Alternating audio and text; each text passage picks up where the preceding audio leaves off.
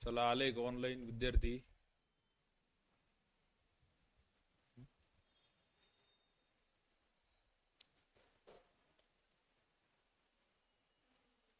एक 2 मिनिटं आपण वाट पाहू.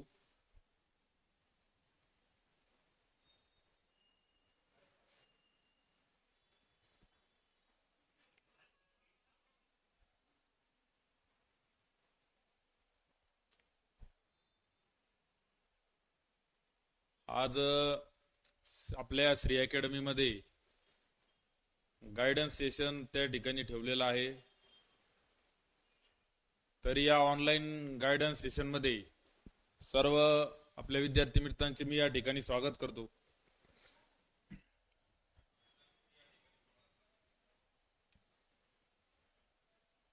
आज आपण पोलीस भरती तसेच इंट्रोडक्शन या विषयावर या सेशन मध्ये चर्चा करणार आहोत. तरी जे आलेले नसतील ऑनलाईन त्यांनी पटपट मित्रमंडळींना सांगा आणि ऑनलाईन आपल्या या सेशनला जॉईन व्हा.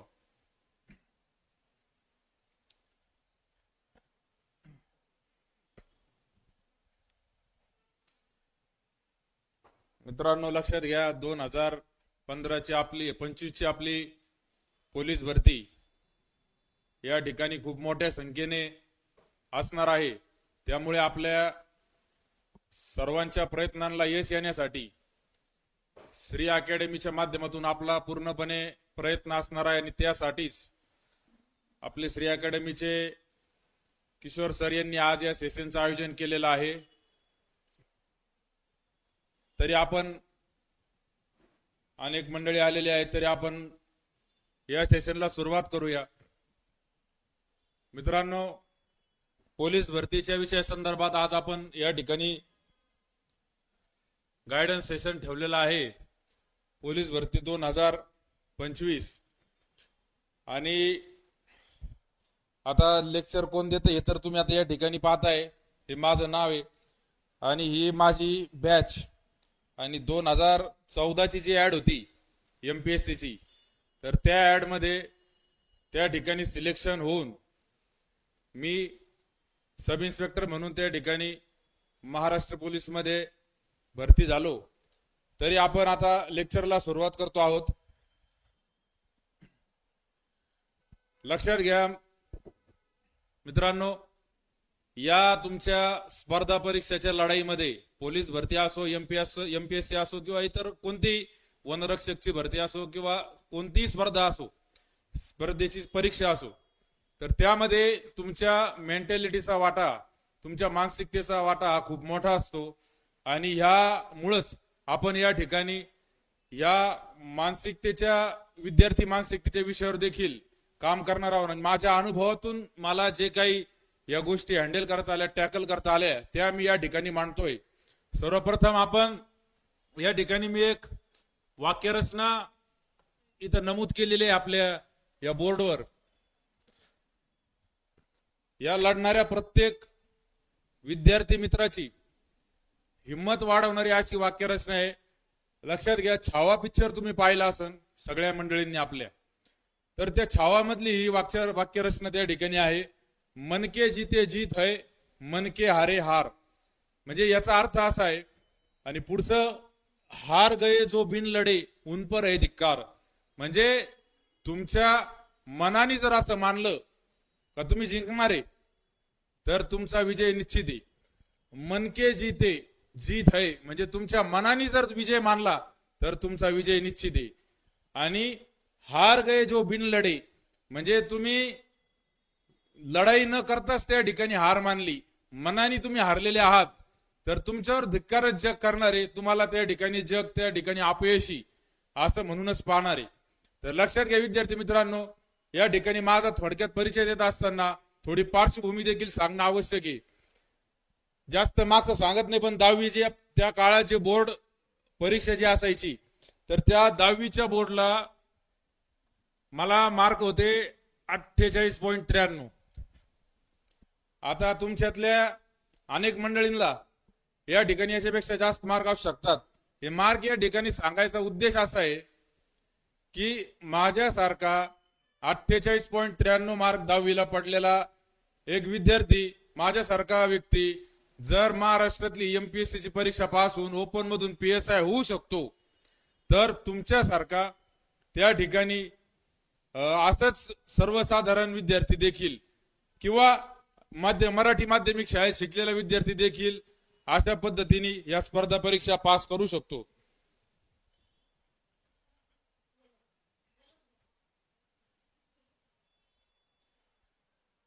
लक्षात घ्या, 10वीला मला जे मार्क पडलेले होते ते फक्त आणि फक्त 48.93 होते. आणि विद्यार्थी मित्रांनो, पोरांनो लक्षात घ्या, या 48 मध्ये पण माझं योगदान साधारण एवढंच असेल.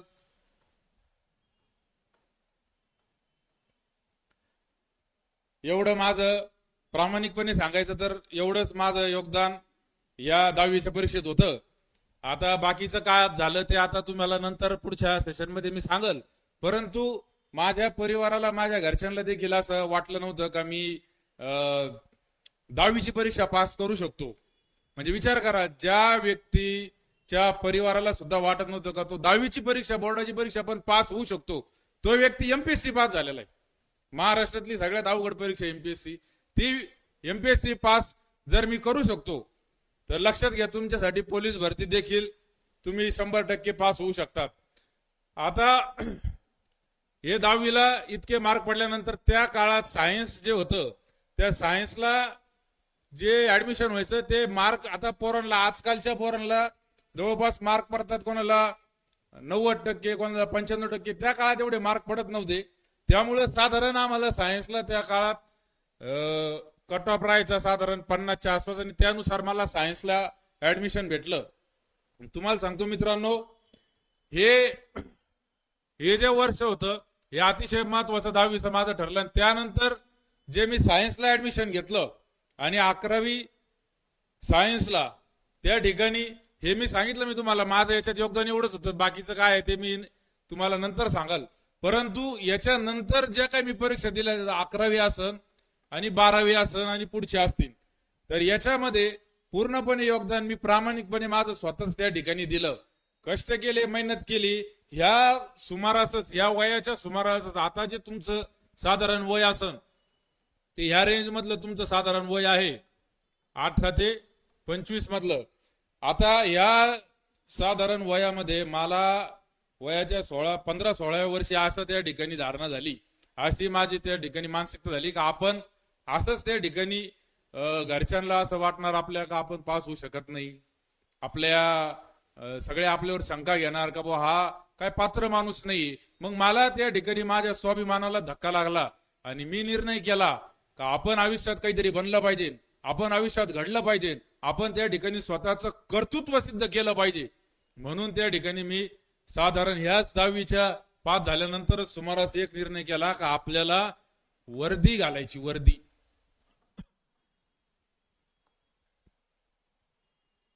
वर्दी आपल्याला घालायची असा मी निश्चय केला. आणि वर्दी घालायची असा निश्चय झाल्यानंतर त्या ठिकाणी मग मी ठरवलं का आपण एक तर आर्मी मध्ये जाऊ शकतो किंवा मग पोलीस मध्ये जाऊ शकतो.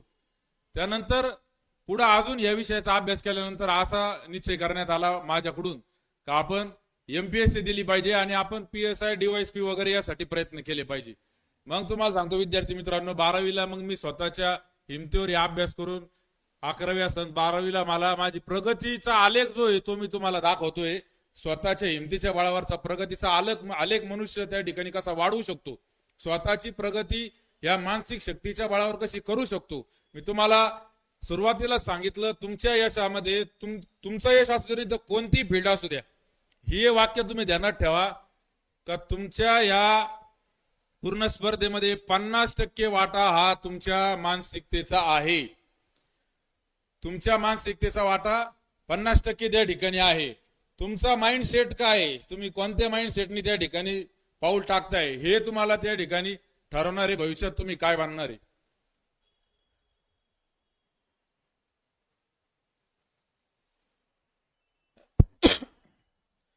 तरी लक्षात घ्या, बाकीचे मित्रमंडळींना आपल्या सांगा लवकरात लवकर सेशनला जॉईन व्हा. तुमचा माइंडसेट ठरवतो तुम्ही यशस्वी होणार का अयशस्वी होणार. मग ते स्पोर्ट असू द्या, स्पर्धा परीक्षा असू द्या किंवा कोणतीही एखादी कॉम्पिटेटिव्हची दुसरी कोणतीही परीक्षा असू द्या, तुमचा माइंडसेट पॉझिटिव्ह असेल, तुम्ही मानसिक दृष्ट्या सक्षम असाल, तुमच्याकडे नियोजन असेल, प्लॅनिंग असेल, तर तुमचा यश त्या ठिकाणी असणार आहे. मी तुम्हाला सांगितलं की मला एवढे मार्क 10वीला पडले, त्यानंतर जो माइंडसेट बदलला का आपल्याला वर्दी घालायची, आपल्याला आयुष्यात काहीतरी करायचंय, मग छत्रपती शिवाजी महाराजांचा विचार वाचण्यात आला. त्यानंतर इथेही क्रांतिकारकांचा विचार वाचण्यात आला. भगतसिंग, सुखदेव, राजगुरू असतील. समाज सुधारकांचा विचार क्रांतीसूर्य महात्मा ज्योतिबा फुले असतील, भारत डॉक्टर बाबासाहेब आंबेडकर असतील, लोकशाहीर अण्णाभाऊ साठे असतील. असा विचार सामाजिक वाचत गेलो आणि ही ताकद मिळत गेली विचारांची. आणि मी तुम्हाला सांगतो, BSc ला त्या ठिकाणी ग्रॅज्युएशनला 2009 साली साधारण मला फर्स्ट क्लास विथ डिस्टिंक्शन या ठिकाणी एवढे मार्क पडले. तुम्हाला सांगतो मित्रांनो, ज्या व्यक्तीला 10वीला एवढे मार्क फक्त 48%, तो व्यक्ती स्वतःच्या मानसिकतेमध्ये बदल घडवल्यानंतर स्वतःला एक टार्गेट मी स्वतःला माझ्या दिलं का आपल्याला वर्दी घालायची, 2 स्टार घालायची, हे टार्गेट मी स्वतःला दिलं आणि मी त्या ठिकाणी सांगतो तुम्हाला ही प्रगती इथपर्यंत केली. आणि ग्रॅज्युएशन पूर्ण झाल्यानंतर माझ्याकडे 2 मार्ग होते. तुम्हाला सांगतो, हे एक होतं MSc करणे आणि दुसरं होतं MPSC करणे. म्हणजे माझ्याकडे म्हणण्यापेक्षा माझा वैयक्तिक मार्ग ठरलेला होता. हा माझा मार्ग इथे त्या ठिकाणी लिहिलेला आहे, थोडं दिसत नसेल कदाचित तुम्हाला याच्यामुळे ते, परंतु हा जो होता हा MPSCचा माझा मार्ग होता. माझे परिवारातली मंडळी जी काही अनुभवी लोक होते ते मला म्हणत होते का तुम्ही हे MSc करून त्या ठिकाणी एखाद्या MSc केमिस्ट्री करून एखाद्या कंपनीमध्ये जॉब करा, कंपनीमध्ये जॉब करा, म्हणजे एक सेफ मार्ग निवडा असं त्या ठिकाणी सांगत होते. परंतु मी सांगितलं का मला हे कंपनी जॉब काही करायचं नाही, माझं टार्गेट एकच एक, मला वरती घालायची. आणि मी तुम्हाला सांगतो 2009-10 ला पुण्याला गेलो आणि पुण्याला त्या ठिकाणी गेल्यानंतर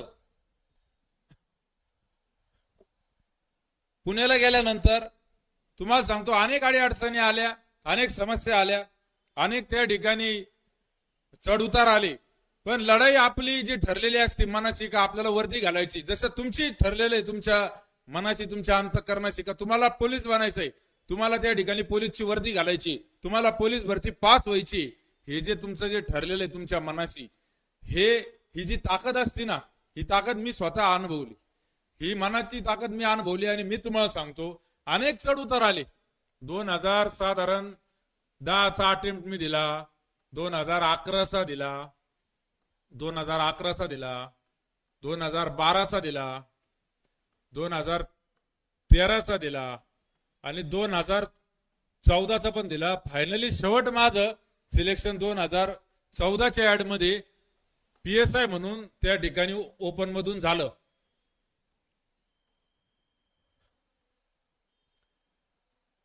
PSI म्हणून ओपन मधून त्या ठिकाणी सिलेक्शन झालं. तुम्हाला सांगतो या 5 वर्षामध्ये मी अनेक चढ उतार पाहिले, अनेक अडचणी पाहिल्या. कधी प्रिलियम पास होत होती, इकडं असं प्रिलियम पास व्हायचो, प्रिलियम पास झालं मेन्सला फेल व्हायचं, कधी मेन्स दिली इंटरव्ह्यू किंवा फिजिकल पर्यंत गेले नाही. आणि फक्त PSIच नाही तर STI ला पण त्या ठिकाणी STI पण मी जवळजवळ पास होण्याच्या जवळ होतो. परंतु एक वर्दीची आवड होती, आपल्याला काय टेबल खुर्ची टाकून एका ऑफिसमध्ये काम करायची आपली स्वधर्म नव्हता, माझा स्वभाव नव्हता. तुमचा वैयक्तिक स्वभाव प्रत्येकाचा ठरलेला असतो. त्यानुसार मी ठरवलं का आपला काय असा स्वभाव नाही, आपला काय त्या ठिकाणी असं आपण टेबल खुर्ची टाकून बसणारा माणूस नाही. त्यामुळे मी ठरवलं का आपल्याला वर्दीच पाहिजे. STI ला पण मी त्या ठिकाणी बाजूला केलं, ते मी मेन्स वगैरे त्याच्या दिल्या, पण असिस्टंट याला पण मी त्या ठिकाणी बाजूला केलं. फक्त एकच टार्गेट होतं PSI आणि DYSP. या दोन पैकीच एक आपल्याला त्या ठिकाणी पाहिजे होतं. तुम्हाला सांगतो विद्यार्थी मित्रांनो, मी राज्यसेवेचे पण 2012 त्याच्यानंतर 2014 आणि 2015 राज्यसेवेच्या देखील 3 मेन्स मी दिल्या. राज्यसेवेच्या देखील 3 मेन्स दिल्या, पण त्या ठिकाणी पुढे आपलं सक्सेस त्या ठिकाणी मिळालं नाही. कारण मला मध्येच PSIचं माझं सिलेक्शन झाल्यामुळे मला इकडे थोडा या दोन्ही वर्षी मेन्सला फोकस कमी झाला. ट्रेनिंग त्या ठिकाणी चालू झालं आणि नंतर पुढच्या काळात इतकं व्यस्त होऊन गेलो का परत इकडं स्पर्धा परीक्षेकडे पाहायचं त्या ठिकाणी परत एवढी सवड काय मिळाली नाही. परंतु टार्गेट एकच होतं PSI. PSI झाल्यानंतर मग ट्रेनिंग त्या ठिकाणी केलं नाशिकला. 1 वर्षाचं पूर्ण ट्रेनिंग असतं. डायरेक्ट PSI झाल्यानंतर त्याला डायरेक्ट नॉमिनी म्हणतात. DN बॅच असते आणि एक डिपार्टमेंटल बॅच असते. तर असं हे सिलेक्शन झाल्यानंतर त्या ठिकाणी ट्रेनिंग झालं आणि मी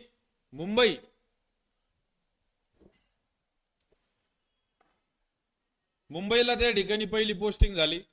मुंबईला काम केलं. मालेगाव आसन आणि नाशिक ग्रामीण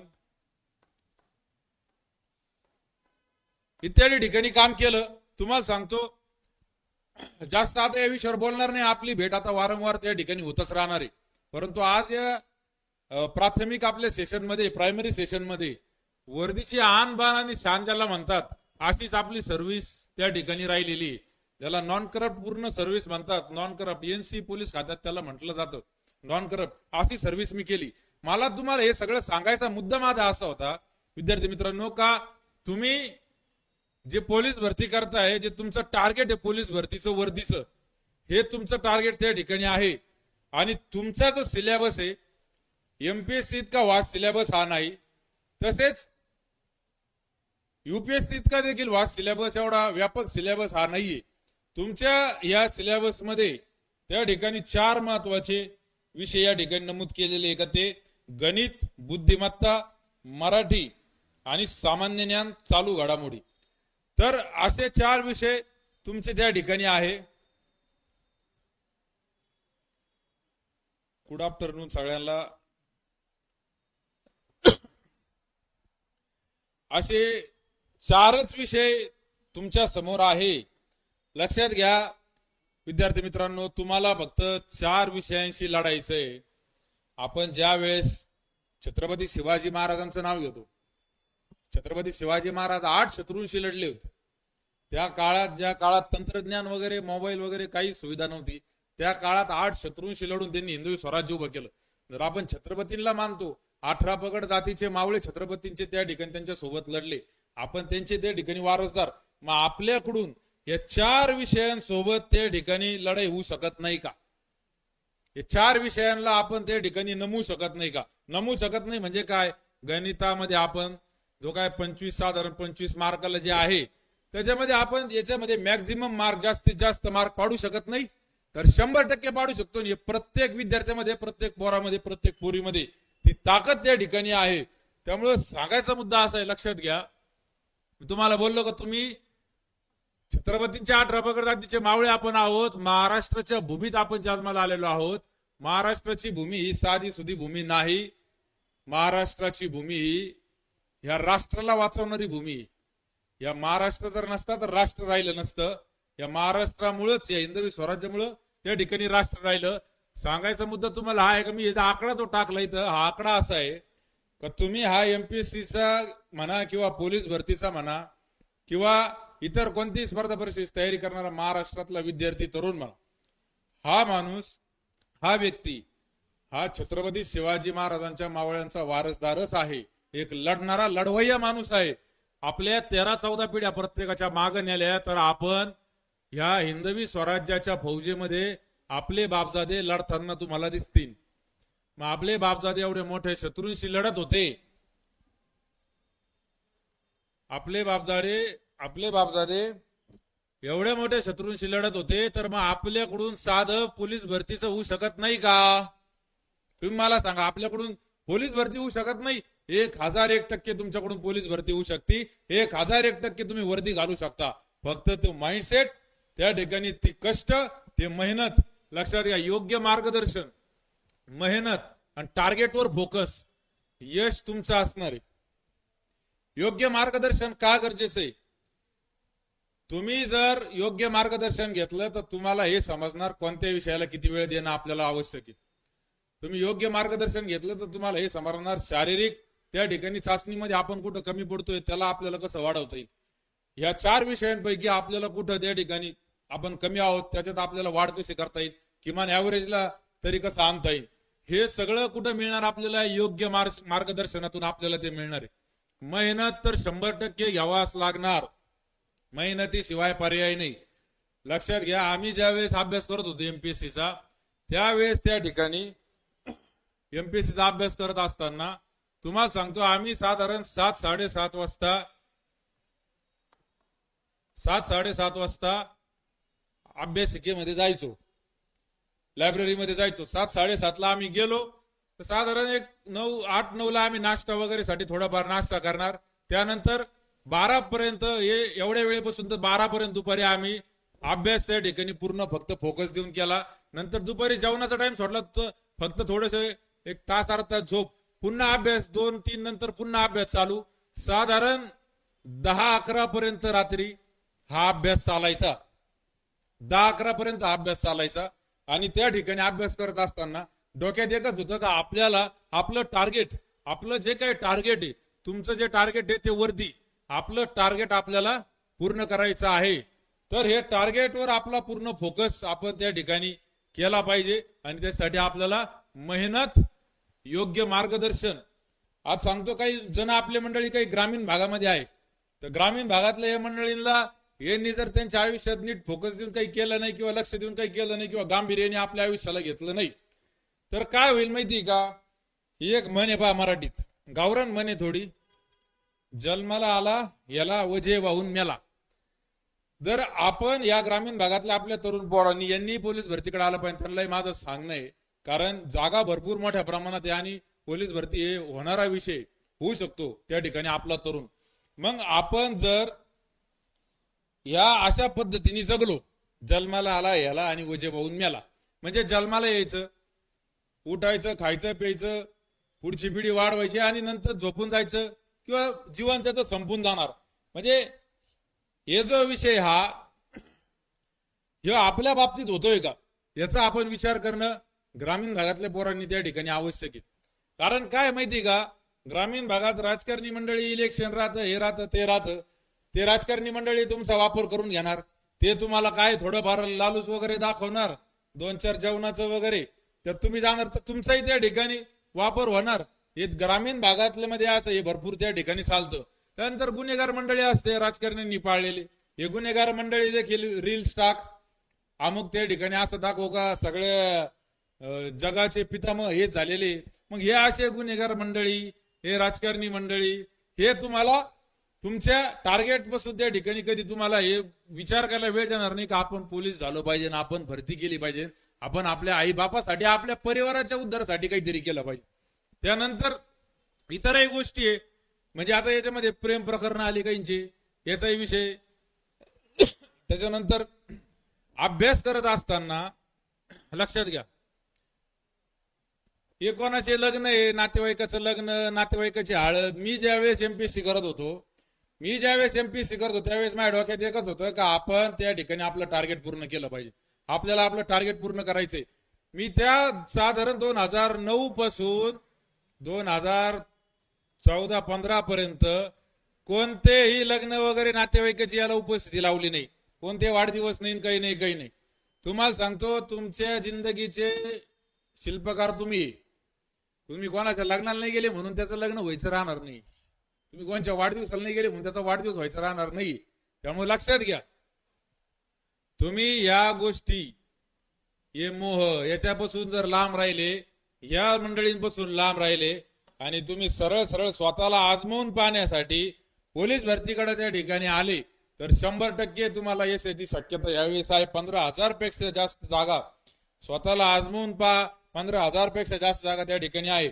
आत्ताच मराठवाडा असेल किंवा महाराष्ट्रामध्ये खूप मोठ्या प्रमाणात ओला दुष्काळ आहे, मोठ्या प्रमाणात पाऊस पडलेला आहे. याच्यामध्ये अनेकांचे त्या ठिकाणी परिवार उद्ध्वस्त झाले, अनेक घर त्या ठिकाणी गेले. मग त्या घरातल्या तरुण मंडळींना आज संधी का तुझ्या आई बापाचं जे दुःख आहे, तुझ्या परिवाराचे दुःख आहे, ते नष्ट करण्यासाठी, ते संपवण्यासाठी एमपीएससी ला स्वतःला आजमावून पहा, स्वतःला या विषयाला आजमावून पहा. तुझ्या तिथला दुष्काळ त्या ठिकाणी सरकारच्या मदतीने संपन्न माहित नाही, परंतु तू जर ठरवलं, तू जर निश्चय केला, तर 100% तुझ्या परिवाराचा दुष्काळ त्या ठिकाणी तुझ्या परिवाराला या ओल्या दुष्काळातून या अडचणीतून तू बाहेर काढू शकतो. आरक्षणाचाही लाभ अनेकांना त्या ठिकाणी आता भेटलेला आहे. तेही सगळे या आरक्षणाचा लाभ घेऊ शकता. आरक्षणाचा विषय पण काही ठिकाणी आज झालाय, काही 30 मंडळी त्याचा लाभ घेऊ राहिले. तर गोरगरिबांच्या पोरांना पण त्या ठिकाणी आरक्षणाचा लाभ त्या ठिकाणी घेता येईल. आणि त्याच्यासाठी आपल्याला पोलीस भरतीमध्ये त्या ठिकाणी प्रॉपर गायडन्स पोलीस भरती अकॅडमी मध्ये जॉईन होणं आवश्यक आहे. ते म्हणजे श्री अकॅडमी आपल्यासाठी अतिशय योग्य अकॅडमी यावेळेस पोलीस भरतीला ठरणार आहे. लक्षात घ्या, प्रॉपर गायडन्स याच्यामध्ये फिजिकलचं मार्गदर्शन तुम्हाला मिळणार. तुम्ही कुठं त्या ठिकाणी कमी असाल, गोळा फेकायला कुठं कमी असाल, तुम्ही समजा गोळा फेकायला कमी आहे किंवा तुम्ही अजून पुलअप्सला कुठं कमी पडून राहिले किंवा रनिंगला वगैरे तुम्ही कमी आहे, तर या संदर्भात तुम्हाला प्रॉपर गायडन्स या विषयांचे श्री अकॅडमी मध्ये त्या ठिकाणी मिळणार आहे. मी सुद्धा या विषयावर तुम्हाला फिजिकल असो किंवा रिटर्न असो, रिटर्नचे 1-2 विषय मी घेणार आहे आणि फिजिकलला पण त्या ठिकाणी अधून मधून मी तुम्हाला मार्गदर्शनासाठी उपलब्ध असणार आहे. रिटर्न साठी देखील योग्य स्टाफ आपल्याकडे उपलब्ध आहे.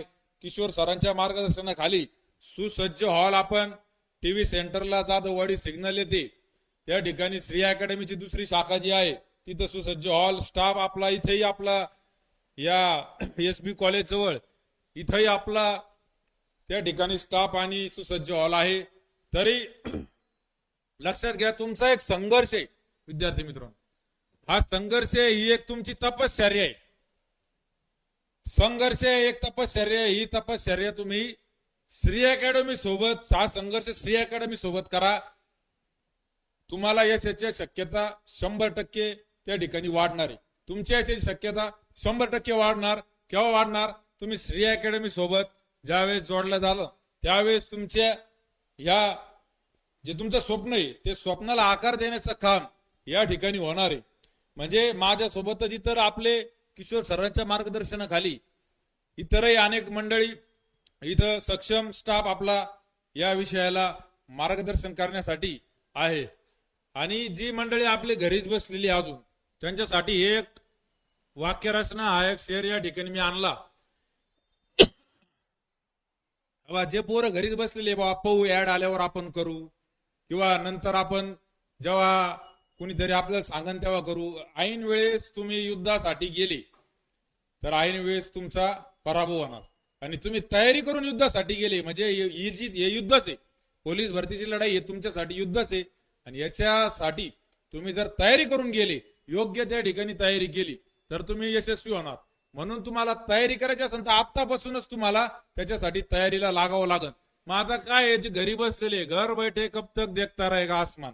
मग घरी बसून तुम्ही कवर पाहत बसणार आहे, घरी बसून तुम्ही कवर म्हणणार आहे आता पाहू आल्यावर जेव्हा येईल तेव्हा करू किंवा घरचे जेव्हा आपल्याला म्हणतील तेव्हा करू. याला काही अर्थ नाही, याला लढाई म्हणत नाही. अरे घर बैठे कब तक देखता रहेगा आसमान, खोल दे अपने पंख और दिखा दे जमाने को तेरी उड़ान. इथं खोल दे बरं का, खोल दे अपने पंख और दिखा दे जमाने को तेरी उड़ान. म्हणजे तुमची ताकद, तुमचं कर्तृत्व जगाला दाखवून द्या, तुमच्या गावाला दाखवून द्या, तुमच्या मित्रमंडळीला दाखवून द्या, तुमच्या परिवाराला दाखवून द्या, तुमच्या शत्रूला दाखवून द्या, तुमच्या सगळ्या जे नातेवाईकातील सगळे मंडळी यांना दाखवून द्या का तुम्ही काय स्वतःला तुम्ही सिद्ध करा. आता लक्षात घ्या, तुमच्यासाठी तुमचं टार्गेट आहे पोलीस भरती. पोलीस पद हे तुम्हाला पाहिजे, म्हणजे पोलीस कॉन्स्टेबल, पोलीस कॉन्स्टेबल हे तुम्हाला पद पाहिजे. आता याच्या जागा किती? साधारण 15,000 पेक्षा जास्त जागा आहे. आता काही काही मंडळी म्हणता का जागा काही जिल्ह्यात कमी आहे किंवा इकडे जादा आहे तिकडे जादा आहे. तर आम्ही ज्यावेळेस एमपीएससी करायचो त्यावेळेस जागा निघायचं. साधारण माझी जी बॅच होती पीएसआय ची, माझी जी पीएसआय ची बॅच होती 114, ह्या वेळेस ह्या ऍडच्या वेळेस जागा होत्या 260 पीएसआय च्या जागा होत्या 260. त्याच्यामध्ये कॅटेगरी वाईज डिवायडेशन केलेलं ते वेगळं समजा. त्याच्यातून मी ओपन मधून पास झालो त्या ठिकाणी. आणि तुम्हाला सांगतो 260 जागा होत्या म्हणजे कमी जागा झाल्या एमपीएससी ची. ही सगळ्यात कमी जागा असलेली डायरेक्टची आमची बॅच होती. आणि आमची जी बॅच आहे आज 114 ही प्रत्येक महाराष्ट्रातल्या प्रत्येक गावामध्ये प्रत्येक भागामध्ये त्या ठिकाणी माझे बॅचमेट स्वतःचं कर्तृत्व सिद्ध करून दाखवत आहेत. पोलीस वर्दी घातल्यानंतर सुद्धा मग तुम्हाला जर एवढ्या मोठ्या संख्येने जागा आहे, त्यावेळेस आम्ही एमपीएससी करायचो त्यावेळेस जागा कमी होत्या, त्यावेळेस एक माझा मित्र मला म्हणायचा का आपल्याला जागा किती पाहिजे, तुला 15,000 प्लस पाहिजे का 260 पाहिजे, आमच्या काळात तेवढे. अरे तुला भरती व्हायचंय, तुला जागा पाहिजे एक, किती पाहिजे, तुला एक जागा पाहिजे फक्त. मग तुला एक जागा पाहिजे तर तू त्या याचा विचारच करू नको जागा किती, तू तुझी लढाई फक्त चालू ठेव, योग्य पावलं टाक. आणि जागा भरपूर असल्यामुळं याच्यामध्ये चान्सेस त्या ठिकाणी रेशो हा वाढत जातो. का वाढत जातो, म्हणजे जागा जास्त असल्या का जास्त जण त्या ठिकाणी क्वालिफाय होतात, जास्त जणांना संधी त्या ठिकाणी मिळते आणि जास्त जणांना चान्स मिळतो का वर्दी घालण्याचा. म्हणून आपल्याला मोठ्या संख्येने आता 2025 ची भरती जी येणार आहे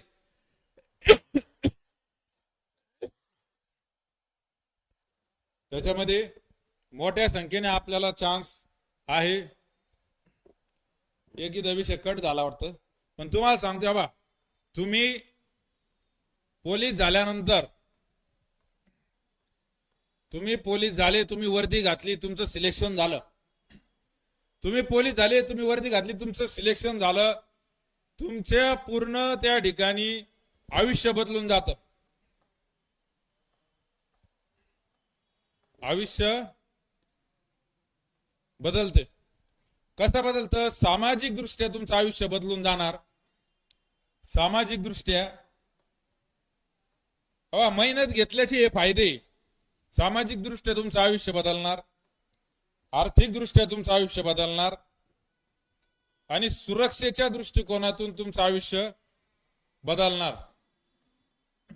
मेहनत घेतल्याचे फायदे काय तुम्हाला, तुम्ही PSI झाले, हे माफ करा, तुम्ही पोलीस झाले म्हणजे तुम्ही पोलीस पुरतच मर्यादित राहा असं पण मला म्हणायचं नाही. पोलीस झाल्यानंतर 5 वर्ष तुम्ही सर्व्हिस केल्यानंतर डिपार्टमेंटल PSI ची परीक्षा देण्याची तुम्हाला संधी शासनाने त्या ठिकाणी दिली ना. आता डिपार्टमेंटलच्या पण भरत्या चालू होणार आहे. पोलीस तुम्ही तुमचं स्वप्न पूर्ण झाल्यानंतर याचे जे फायदे तुम्हाला मिळणार आहे पोराव लक्षात घ्या.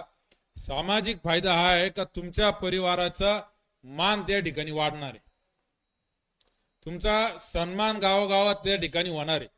म्हणजे मी जे अनुभवलं ते मी तुम्हाला सांगतोय. माझा रिझल्ट 2014 आल्यानंतर माझं जीवन बदलून गेलं. जे तुमचे शत्रू असतात ते सुद्धा तुम्हाला त्या ठिकाणी मित्र मानून टाकतात. सगळे जे तुम्हाला विरोधक असतात ते पण तुमचे त्या ठिकाणी वाह करतात, तुमचं कौतुक करतात. तुमचा मान त्या ठिकाणी वाढणार आहे. तुमचा मान वाढला, तुमच्या आई बापाचा मान वाढणार आहे, तुमच्या परिवाराचा, तुमच्या भावाचा मान वाढणार आहे. तुम्ही पोलीस झाले, तुमच्या बापाचा मान वाढणार, तुमच्या आईचा वाढणार. तुमचा बाप छातीत आणून त्या ठिकाणी गावात फिरणार, माझा पोऱ्या पोलीस आहे, माझी पोरगी पोलीस आहे. पण केव्हा तुम्ही मेहनत घेतली तर, तुम्ही कष्ट केले तर, आर्थिक दृष्ट्या तुम्हाला पगार त्या ठिकाणी चांगले पगार आज त्या ठिकाणी आहे. 7वा वेतन आहे, 8व्याची पण त्या ठिकाणी तयारी चालू आहे अशी माझ्या माहितीप्रमाणे, चुकत नसेल तर. पगारही चांगला त्या ठिकाणी आहे. तुमचं जीवन सगळं बदलून जाणार, तुमचं सामाजिक, आर्थिक आणि सुरक्षितता. तुम्ही पोलीस झाले ना, तुमच्या परिवाराकडे पाहायचा दृष्टिकोन समाजाचा बदलून जातो. तुमच्या परिवाराकडे कोणी त्या ठिकाणी चुकीच्या दृष्टिकोनातून कोणी त्या ठिकाणी पाहत नाही. एक सेफ्टी तुम्हाला याच्यामध्ये मिळते. तुम्ही वर्दीवाल्याचं घर आहे, हे घर वर्दीवाल्याचं आहे, इकडे वाकड्या नजरेने पाहायला नको. हे सगळे फायदे तुम्हाला केव्हा मिळणार आहे, जेव्हा तुम्ही त्या ठिकाणी या तुमच्या टार्गेटला पूर्ण करणार. त्याच्यामुळे मी विद्यार्थी मित्रांनो लक्षात ठेवा, तुमचं टार्गेट मध्ये आम्ही तुम्हाला त्या ठिकाणी मार्गदर्शन करणार आहेच, पण तुम्हाला लढणार तुम्ही अर्जुनासारखे आणि मार्गदर्शन करणार आम्ही श्रीकृष्णासारखे. तर तुम्हाला असंच या लढाईमध्ये श्री अकॅडमीचं मार्गदर्शन मिळवायचं असेल तर श्री अकॅडमीला तुम्हाला जोडलं जाणं आवश्यक आहे. ऑनलाईन तुम्ही युट्यूब चॅनलला जोडल्या जाऊ शकता. आपली SB कॉलेजच्या जवळ या ठिकाणी संभाजीनगर मध्ये महात्मा ज्योतिबा फुलेंचा चौक आहे, त्या चौकाच्या जवळ या ठिकाणी SB कॉलेजची शाखा आहे. त्यानंतर जाधववाडी सिग्नलला देखील श्री अकॅडमीची शाखा आहे. आता आपलं पहिलं हे इंट्रोडक्टरी सेशन होतं, पुढे आपण हळूहळू बाकीच्या गोष्टी त्या ठिकाणी पाहणार आहे. तरी तुम्ही या अकॅडमीला आपल्या जोडले जा आणि आपलं स्वप्न पूर्ण करण्यासाठी श्री अकॅडमीचं देखील तुमच्या या मेहनतीमध्ये वाटा त्या ठिकाणी 100% राहणार आहे. आपलं स्वप्न पूर्ण करण्यासाठी तुम्ही श्री अकॅडमीला 100% जोडलं जा, एवढंच मी सांगतो. आणि तुम्हाला सगळ्यांना परीक्षेला आणि आपल्या येणाऱ्या सगळ्या पोलीस भरती असेल किंवा इतरही असेल परीक्षा, त्या सगळ्यांना शुभेच्छा देतो आणि थांबतो.